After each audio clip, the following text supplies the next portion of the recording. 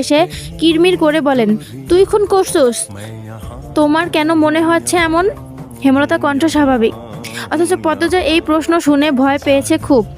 যদি নানু পুলিশকে বলে দেয়? পুলিশ তো তার মাকে নিয়ে যাবে। কাল রাইতে তুই আইছিলি হানিফের ঘরে, আমি দেখি নাই? রাগে কাঁপছেন মঞ্জুরা। আসছি। হেমলতার নির্বাক স্বীকারোক্তি। কেন মারলি আমার স্যারারে? তোর কি ক্ষতি করছে? আসছি বলেই আমি খুন করেছি। এত রাইতে তুই তার কাছে আর কি দরকারে আইবি? আমি তাকে মারতেই যাব বা কেন? মঞ্জুরা আহত দৃষ্টিতে তাকিয়ে আছেন হেমলতার দিকে। হেমলতার চোখ মুখ শক্ত। নিস্তব্ধতা কাটিয়ে মঞ্জুরা চেঁচিয়ে উঠলেন, পুলিশের কাছে যাবো আমি?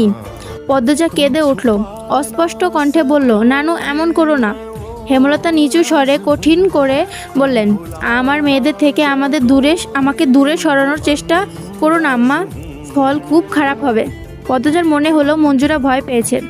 মঞ্জুরা সবসময়ই হেমলতাকে ভয় পান। তিনি চুপসে যান, শুধু ঘৃণা ভরা দৃষ্টি নিয়ে হেমলতার দিকে তাকিয়ে থাকেন। পদ্মজা বুঝে উঠতে পারে না তার নানু কেন মাকে ভয় পায়। মায়ের অতীতে কি ঘটেছিল? কেন তিনি এমন কাঠখোট্টা? ছেলের খুনিকে কোনো মা ছেড়ে দেয়? নানু কেন ছাড়লেন? মেয়ে বলে নাকি অন্য কারণ? কোনো উত্তর নেই। এসব ভাবলে উল্টো মাথা ব্যথা ধরে।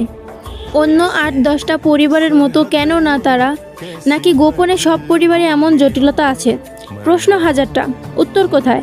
সেদিন রাতে খাওয়ার সময় হেমলতা নিম্ন স্বরে পদ্মজাকে বললেন, পদ্ম।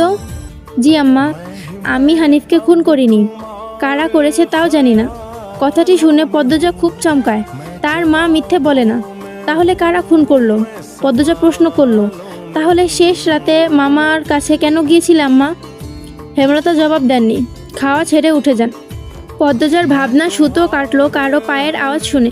ঘাড় ঘুরিয়ে মোর্শেদকে দেখতে পেল। মোর্শেদ পদ্মজাকে ঘাটে বসে থাকতে দেখে বিরক্তিতে কপাল কুঁচকান। এই সেরি যা এনথিকা। পদ্মজার কান্না পায়, খুব খারাপ লাগে। নিজ শব্দে এক ফোঁটা জল গড়িয়ে পড়ে। তা আড়াল করে ব্যস্ত পায়ে বাড়ির ভেতর চলে যায়। কয়েক মাস পর পদ্মজার ম্যাট্রিক পরীক্ষা। ৩ বোন বই নিয়ে সড়কে উঠল। পদ্মজার কোমর অবধি ওড়না দিয়ে ঢাকা।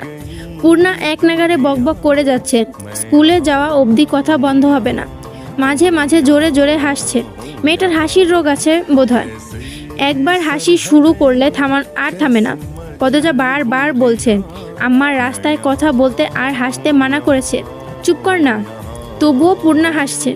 বাড়ির বাইরে এসে সে মুক্ত পাখির মতো আচরণ করে। তাকে দেখে মনে হয় খাঁচা থেকে মুক্ত হয়েছে। পদ্ম,